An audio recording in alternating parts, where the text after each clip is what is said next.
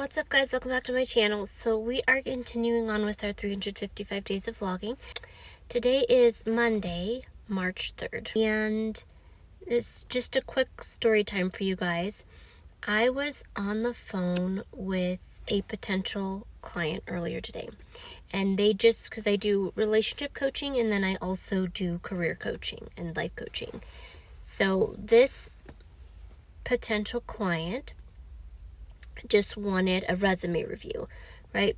But the question came up of how much do I charge for resume reviews? And then this person was also a student. So I asked them, like, fully prepared to match pretty close to whatever number he threw out that felt like a reasonable number for him at the time.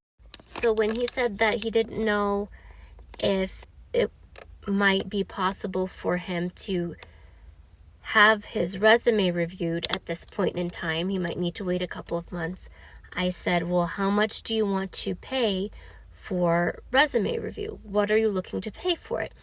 And instead of giving me the price that he could afford to pay, that he wanted to pay, he quoted me a price that he thought I would be willing to accept.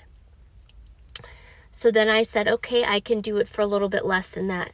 And then he came back with, I can't afford it. So then we had to come back to the conversation of, like, if somebody asks you what you want, like, or what you need, to not be hesitant or to not be shy about going ahead and saying what you want, right? If the person's asking you, that means they should be okay with your answer. So it should be safe for you to be honest with whatever kind of relationship you're getting ready to enter into with someone else. If that's a friendship relationship, a personal relationship, like a boyfriend, girlfriend, like a spousal relationship, or if that's a business relationship. We have to be transparent about what we want and what we need, what our expectations are. Because if we're not, it's harder for us to get what we want. So that's it for today. If you have something that you want, don't be afraid to ask for it. I know in God's word, he says, ask and you shall receive. So if we can ask God for what we need, we should be able to ask each other for what we need. And if someone needs something from you, even if you can't do it, they should be able to ask and know that you're not going to get upset with them for asking.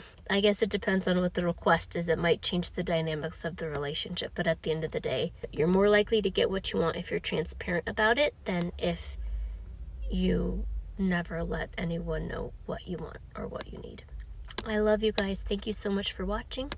I hope this was helpful to someone, and I hope to see you in the next episode. Bye, guys.